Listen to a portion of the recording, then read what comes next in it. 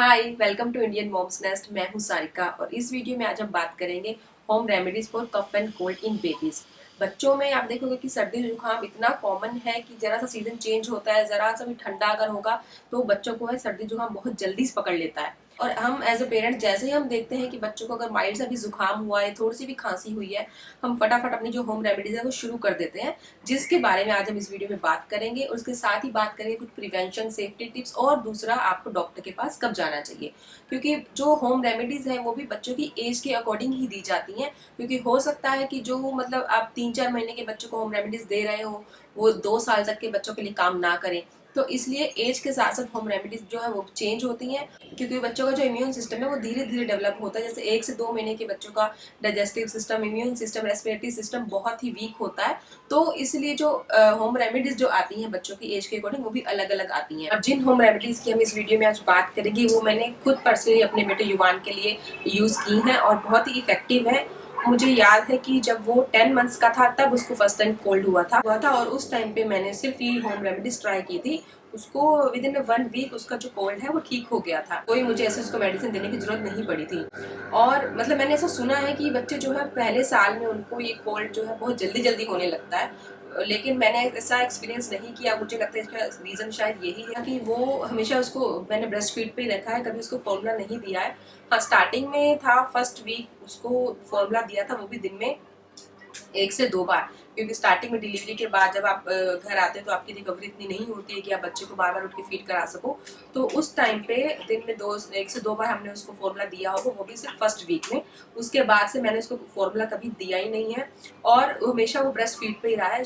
तो breast milk जो है मतलब एक नेचुरल होम रेमेडी है कि मतलब कोई भी बच्चों को इन्फेक्शन हो रहा है, आप बस ब्रेस्ट फीड कराइए, आप उसके खुद रिजल्ट देख सकते हैं। तो सबसे पहले हम ये जान लेते हैं कि आपको डॉक्टर के पास कब जाना है। जब आपको लगेगा कि ऐसा कोई वार्निंग साइन नहीं है तब आप ये होम रेमेडीज ट्राई कीजिए। इसमें सबसे पहले अगर आपका बच्चा जो है 1 से 2 महीने तक का है तो इतने छोटे बच्चों को आपको कोई होम रेमेडीज नहीं देनी है। कुछ भी किसी भी तरह की आपको मतलब जैसे ही आप देख रहे हो कि बच्चे को सर्दी जुकाम हो रहा है, आपको तुरंत उसको डॉक्टर के पास लेके जाना है। क्योंकि बच्चों में इन्फेक्शन इतनी जल्दी बढ़ता है और इतने छोटे बच्चे की जो इम्यूनिटी है वो बहुत ही कम होती है, जीरो होती है। तो इसलिए और बच्चों में जो निमोनिया होता है उसके भी जो चांसेस है उसका रिस्क भी बहुत ज्यादा रहता है। इसलिए बिना कोई टाइम वेस्ट किए आपको अपने बच्चे को डॉक्टर के पास लेके जाना चाहिए। और वैसे जो इतने छोटे बच्चे होते हैं जो ब्रेस्ट मिल्क ले रहे हैं उनमें इतना मतलब जल्दी जल्दी नहीं होता है, क्योंकि जो ब्रेस्ट मिल्क है उसमें एंटीबॉडीज होती हैं तो वो इन्फेक्शन से फाइट करने में हेल्प करती हैं। इतने छोटे बच्चों के लिए जो ब्रेस्ट मिल्क है वो एक होम रेमेडी है।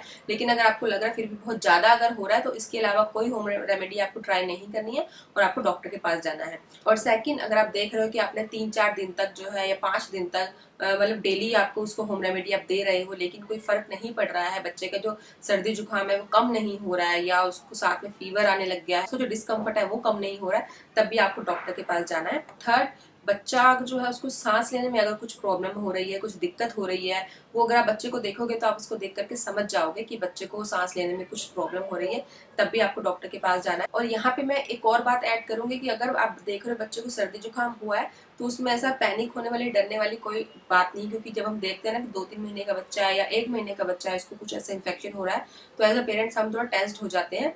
लेकिन इसमें ऐसी कोई टेंशन वाली बात नहीं है, क्योंकि जो बच्चे को अगर कोल्ड कफ हो रहा है तो ऐसा माना जाता है कि जो बच्चे की जो बॉडी है वो एंटीबॉडीज क्रिएट कर रही है उस इन्फेक्शन से फाइट करने के लिए। तो इससे जो बच्चों का जो इम्यून सिस्टम है वो डेवलप होता है, तो इसलिए इसमें से टेंशन वाली कोई बात नहीं है। अब चलिए बात करते हैं होम रेमेडीज। होम रेमेडीज में जैसे मैंने बताया सबसे पहले आता है ब्रेस्ट मिल्क। ब्रेस्ट मिल्क तो कोई बच्चों को कोई भी इन्फेक्शन है, किसी भी तरह का कोई इन्फेक्शन है, तो सबसे पहले जो नेचुरल रेमेडी आती है वो है ब्रेस्ट मिल्क। डॉक्टर भी यही सजेस्ट करते हैं, अगर बच्चे को कुछ भी इन्फेक्शन हुआ है तो डॉक्टर यही सजेस्ट करते हैं कि आप इनको बार बार फीड कराइए। क्योंकि जो ब्रेस्ट मिल्क में एंटीबॉडीज होती हैं उनसे बच्चों के जो इम्यून सिस्टम है वो डेवलप होता है। एंटीबॉडीज जो है उनको इन्फेक्शन से फाइट करने में बहुत हेल्प करती हैं। तो इसलिए बच्चों को बार बार आप फीड कराइए। और ब्रेस्ट मिल्क की जैसी कोई होम रेमेडी और दूसरी है ही नहीं, इसलिए अगर आप बच्चे को फॉर्मूला फीड भी दे रही हैं तब भी इन्फेक्शन के टाइम पे आपको यही करना है कि बच्चों को बार बार ब्रेस्ट फीड कराना है। जरूरी नहीं है कि बच्चा अगर 6 महीने तक का है तभी उसको आपको ब्रेस्ट फीड कराना है या 1 साल तक का है, नहीं। 1 साल से ऊपर का भी है, अगर वो ऊपर से दूध पी ले रहा है, लेकिन तब भी इस टाइम पे अगर वो कभी, जैसे बच्चे 1 साल के बाद होता है कि फीड जब आप छुड़ाना स्टार्ट करते हो तो सिर्फ रात को फीड देते हो, तब भी इन्फेक्शन के टाइम पे आप ट्राई करो कि डे टाइम में भी आपको बच्चे को बार बार ब्रेस्ट फीड देना है। आप देखोगे कि और कोई होम रेमेडी इतना काम नहीं करेगी जितना ब्रेस्ट मिल्क काम करेगा। और सेकंड इसमें है स्टीम।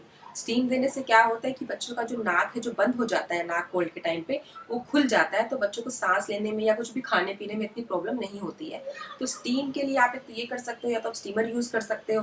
और अगर आप स्टीमर यूज कर रहे हो तो इसमें ये बात आप ध्यान रखो कि अगर छोटे बच्चे हैं, जैसे 6-7 महीने का बच्चा, 1 साल तक का बच्चा है, तो आप उनको सोते टाइम ही स्टीम दो, क्योंकि बच्चे जागते टाइम एक जगह रुकते हैं नहीं, तो थोड़ा मतलब रिस्क रहता है। तो इसलिए ट्राई करो कि जब बच्चा सो जाए तो उसके साइड में आप स्टीमर ऑन करके आप रख सकते हो, जिससे कि स्टीम जो उनके फेस पर आती रही और बच्चे का जो नाक है वो खुल जाएगा, जो भी बलगम जो भी कुछ वो पिघल जाएगा। और जिससे क्या होगा, बच्चा ना आराम से सोता है। जितना बच्चा आराम से सोएगा, जितनी अच्छी नींद लेगा, उतनी ही जो उसकी हीलिंग है वो जल्दी होगी। और इसमें आपको ध्यान देना है कि जो स्टीमर है बिल्कुल पास नहीं होना चाहिए, बच्चे से थोड़ी दूर होना चाहिए, कि बच्चों के फेस पे डायरेक्ट हीट नहीं आनी चाहिए। और अगर आपके पास स्टीमर नहीं है या आप बच्चों के लिए यूज नहीं करना चाहते हो, तो आप ये कर सकते हो कि गीजर ऑन करके छोड़ दो थोड़ी देर के लिए। जब पानी एकदम तेज गर्म हो जाएगा, तब आप शावर ऑन करके या टैप ऑन करके छोड़ दो, और थोड़ी देर बाद आप देखोगे कि जो बाथरूम में स्टीम भर जाएगी। कि तब क्या है, बच्चों को थोड़ी देर के लिए, आप 5-7 मिनट के लिए, 10 मिनट के लिए बाथरूम में अपने साथ ले जाओ, तो उस स्टीम से भी, उस भाप से भी, हीट से भी बच्चों का जो नाक है वो खुल जाता है, जो सिस्टम है उनका वो क्लियर हो जाता है। और इसमें यहाँ आपको ये ध्यान देना है कि बाथरूम में बच्चे को अकेला नहीं छोड़ना है, कि आपने सोचा कि चलो अंदर स्टीम ले रहा है या कुछ भी खेल रहा है तो 1-2 मिनट के लिए इसको अंदर छोड़ दिया। क्योंकि बच्चे क्या करते हैं, उनको पानी से खेलना इतना पसंद होता है, और वैसे भी पता नहीं उनके दिमाग में दिन भर कुछ ना कुछ शैतानी चलती रहती है। तो आप बच्चे को बाथरूम में अकेला मत छोड़ो, कि अगर उसकी हाइट जो वहां तक है कि वो शावर ऑन कर दे, या हो सकता है वो नल खोल दे, तो पानी गर्म लग सकता है। और थर्ड इसमें आता है मसाज। मसाज भी आप जानते हो कि मतलब इतने छोटे बच्चों के लिए बहुत ही बेनिफिट है मसाज के, उनकी ग्रोथ के लिए, मतलब उनको ऐसे इन्फेक्शन से दूर रखने के लिए। मसाज के लिए भी आप जानते हैं सबसे पहले आता है मस्टर्ड ऑयल। मतलब मुझे लगता है कि सबका ही फेवरेट है ऐसे टाइम पे मस्टर्ड ऑयल। तो इसमें क्या करना है आपको कि तेल अच्छे से गर्म करके उसमें अजवाइन डाल करके और लहसुन डाल के उसको पकाना है। मतलब जलना नहीं चाहिए, काला नहीं पड़ना चाहिए, नहीं तो जो उसका इफेक्ट है वो खत्म हो जाएगा। कि वो ब्राउन हो जाए इतना आपको पकाना है, और उसको ठंडा करके जब थोड़ा गुनगुना रह जाए तब बच्चों के लगाना है। आप उससे बच्चों की चेस्ट पे मसाज कीजिए, बैक पे मसाज कीजिए, और हाथों का ये जो है हथेलियां, इन पे मसाज करना है। पैरों के जो सोल है, तलवे हैं, उन पे आप मसाज कीजिए बच्चों की, और कानों पे भी। और आप बच्चों के नेल्स पे भी लगा सकते हो। इसमें आप वैसे दिन में किसी भी टाइम मसाज कर सकते हो। अगर आप बच्चे को डेली मसाज देते हो तो आप इस तेल से मसाज दे सकते हो, बट ये ध्यान रखना है कि इसके बाद बच्चों को हवा नहीं लगनी चाहिए, उनको कवर करके रखना है। बेस्ट ये होता है कि बच्चा जब सो रहा है, या दोपहर में या रात में, तब आप उनको ये लगाइए। जैसे मैं जो अपने बेटे के लिए करती थी, तो मैं रात के टाइम करती थी जब सो जाता था। तो उससे क्या होता है कि जैसे दिन में अगर आप कभी लगा रहे हो तो बच्चे एक जगह रुकते नहीं है, तो उनको कवर करके रखना थोड़ा मुश्किल हो जाता है। जब बच्चा सोता रहेगा, आप सोते टाइम लगाओगे तो ये होगा कि बच्चे को हवा लगने के चांसेस नहीं है, वो कवर रहता है। आप क्या कर सकते हो, थोड़ी मेथी भी डाल सकते हो आप इसमें। मतलब इसके अलावा कुछ भी अगर आप यूज करते हो होम रेमेडीज, तो वो आप इसी तेल में डाल के गर्म कर सकते हो। आप चाहो तो इसको हर बार फ्रेश भी बना सकते हो, चाहो तो इसको स्टोर करके भी रख सकते हो। तो क्या होगा, जो हीट है इसके लहसुन अजवाइन की जो हीट है, तो उससे क्या होगा, बच्चे का सिस्टम जो क्लियर होगा, बलगम जो पिघलता है तो वो बॉडी से पास आउट हो जाता है। तो इसमें बच्चों को जो कंजेशन हो जाता है वो क्लियर करने में बहुत हेल्प होती है। अगर आप इसमें बच्चों को बाथ दे रहे हो तो आपको गर्म पानी से नहलाना, मतलब गुनगुने पानी से बच्चों को नहलाना है। और नेक्स्ट इसमें आता है टर्मरिक, हल्दी। हल्दी भी जब भी कोई होम रेमेडीज हम यूज करते हैं तो उसमें हल्दी जो है वो हमेशा आती है, हमारे किचन में भी हमेशा रहती है, और इसके फायदे तो हम सब जानते हैं कितने हैं। तो इसमें आपको क्या करना है कि थोड़ा सा पानी गर्म करके उसमें हल्दी डाल के आपको पेस्ट बनाना है, कि थोड़ा गाढ़ा पेस्ट हो। उसको आपको क्या करना है, बच्चों की चेस्ट पे, बच्चों की बैक पे, उनके फोरहेड पे और पैरों के नीचे आप उसे हल्की सी मसाज कर सकते हो। और थोड़ी देर बाद आप उसको थोड़े गीले कपड़े से या वाइप से आप क्लीन कर सकते हो। तो हल्दी की जो हीट है उससे भी जो है बच्चों के कोल्ड में बहुत आराम मिलता है, उनका सिस्टम क्लियर होता है। और नेक्स्ट इसमें आता है कि बच्चों को आप काढ़ा बना के दे सकते हो, अगर आपका बच्चा 6 महीने से ऊपर है। 6 महीने से पहले तो वैसे भी बच्चे जो है सिर्फ ब्रेस्ट फीड पे ही रहते हैं, उनको आप ऊपर से कुछ नहीं देना है। हाँ, 6 महीने तक के बच्चों के लिए आप कर सकते हो कि जो अप्लाई करने वाली चीजें, जैसे ये हल्दी है, या तेल की जो मसाज है लहसुन या अजवाइन डाल के, या स्टीम है, ये सब आप 6 महीने तक के बच्चों के लिए कर सकते हो। लेकिन जो जैसे काढ़ा है, ये ऐसी कुछ चीजें हैं, वो आपको 6 महीने से ऊपर के बच्चों को ही देनी है। उससे नीचे उससे कम के बच्चों के लिए आपको ये ट्राई नहीं करना है। आप क्या कर सकते हो कि आप 1 कप पानी लेकर के उसमें जीरा है, काली मिर्च है और तुलसी और थोड़ा गुड़ मिला के आप उसको अच्छे से उबाल लीजिए कि वो आधा रह जाए। इसमें अदरक भी ऐड कर सकते हो। तो जब वो बॉईल होते होते आधा रह जाएगा, जो इन सब जो मतलब जो आपने स्पाइसेस जो भी डाली हैं, इनका जो एसेंस है वो उस पानी में आ जाएगा। तो उसको ठंडा करके, बिल्कुल ठंडा भी नहीं कि गुनगुना हो कि बच्चा आराम से पी ले, इतना गर्म हो, तो वो आपको आप 1-2 चम्मच मतलब 3-4 घंटे के गैप पे बच्चों को दिन भर पिला सकते हैं। इससे भी क्या होता है, इसकी हीट से भी जो बच्चों का जो बलगम है वो क्लियर होता है, वो पिघलता है। तो बच्चों का एक तो अगर सॉर थ्रोट है या गले में उनके दर्द है तो उसमें भी आराम मिलता है। तो ये फिर से मैं वही बोलूंगी कि बच्चों को अगर आपका 6 महीने से ऊपर का है तभी देना है। और आप दूसरा क्या कर सकते हो, आपको जिंजर लेमन टी दे सकते हो बच्चों को। ये भी मैं अपने बेटे को देती हूँ। मतलब जैसे अगर मुझे लगता है कि अगर वो एसी में सो रहा है, अगर सुबह मुझे लग रहा है कि उसका थोड़ा जो नाक है वो बंद है, तब भी मैं उसको दे देती। और वैसे तो ये मैं घर पे कभी भी बना लेती हूँ अपने लिए या हस्बैंड के लिए, तो वो भी हमारे साथ पी लेता है। तो ये भी बहुत इफेक्टिव है। इसमें आपको क्या करना है कि पानी में 1 कप पानी में अदरक डाल करके आपको उसको अच्छे से बॉईल करना है। जब वो थोड़ा कम हो जाए पानी, ये अच्छे से उबल जाए, तो उसमें आपको क्या करना है, आप पानी को छान के उसमें आधा नींबू और 1 चम्मच शहद उसमें मिक्स करके आप बच्चे को दे सकते हो। इसमें भी आपको ये ध्यान रखना है कि बहुत गर्म नहीं हो, इतना हो कि बच्चा आराम से पी ले, कि वो जल ना जाए।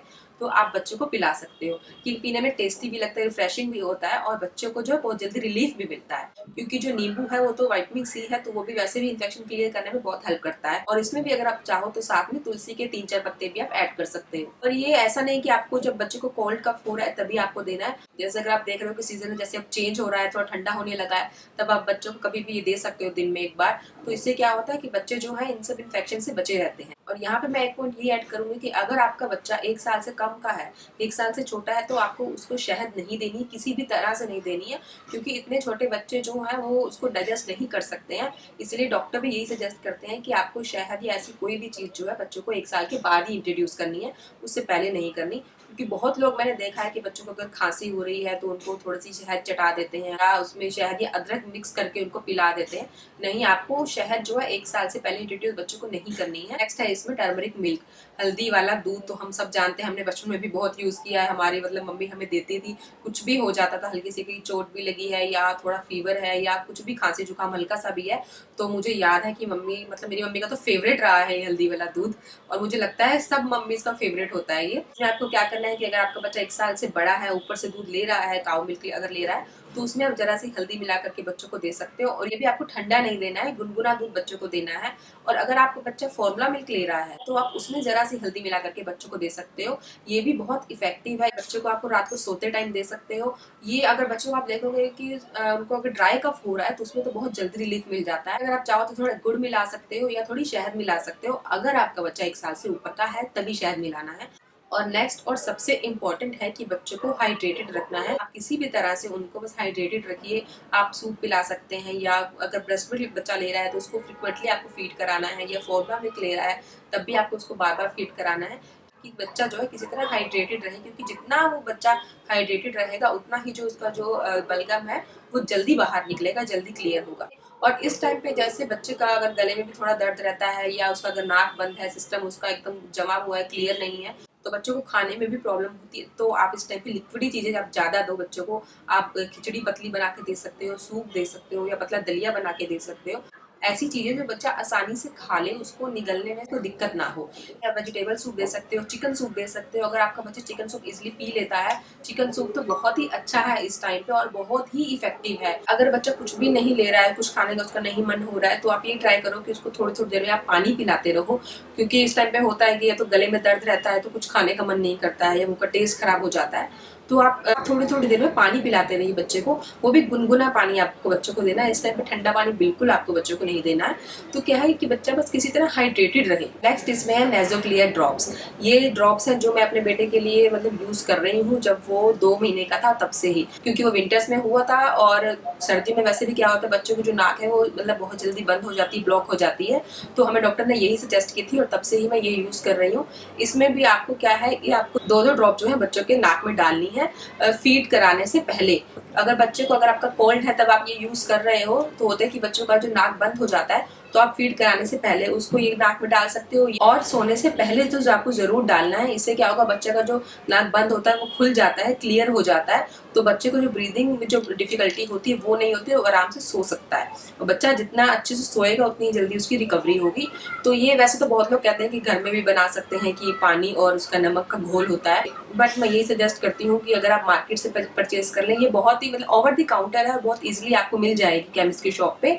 क्योंकि घर पे जो हम बनाते हैं उसमें मतलब ये रहता है कि मुझे थोड़ा डाउट रहा है कि इतना हाइजीन नहीं हो पाता है या उसमें कभी कुछ हाथ लग जाता है, इसलिए मुझे थोड़ा रहता है कि मैं घर पे नहीं बनाती हूँ। हाँ, अगर आपको इमरजेंसी है कोई कि आपके पास अवेलेबल नहीं है या नहीं मिल रही है आपके आसपास कहीं, तो आप घर पे बना के दे सकते हो, नहीं तो आप मार्केट से परचेज कर लो। ये ज़्यादा भी नहीं, मुझे लगता है कि ये 40 रुपीज़ की है, 20 ml। आप ये आराम से परचेज करके रख सकते हो। ये तो मेरे पास हमेशा ही रहती है बैग में, मतलब अभी तक मुझे लगता है कभी ऐसा नहीं हुआ है कि हमारे पास ये एक भी बोतल घर पे ना रही हो। मतलब कुछ ऐसी जो मतलब ओवर द काउंटर या कुछ ऐसे मेडिसिन जो है आपको बच्चों के लिए हमेशा अपने पास जो है रखनी चाहिए, क्योंकि इमरजेंसी ऐसा नहीं है कि आपको ये कोल्ड में ही यूज करनी है। आप कभी भी आपको लग रहा है कि बच्चा एसी में सो रहा है या थोड़ी ठंडी हवा चल रही है तो उसका नाक बंद हो रहा है, तो जैसे सर्दियों में अगर बच्चे को कफ कोल्ड नहीं भी है ना, तब भी आप देखोगे कि उनका जो नाक है वो थोड़ा बंद हो जाता है, या एसी में अगर बच्चा सोता है तो उसका नाक बंद हो जाता है। तो आप ये कभी भी बच्चों के लिए यूज कर सकते हो, ये सेफ है। और जब भी आप डॉक्टर के पास जाओगे बच्चों की कोल्ड कफ की मेडिसिन लेने,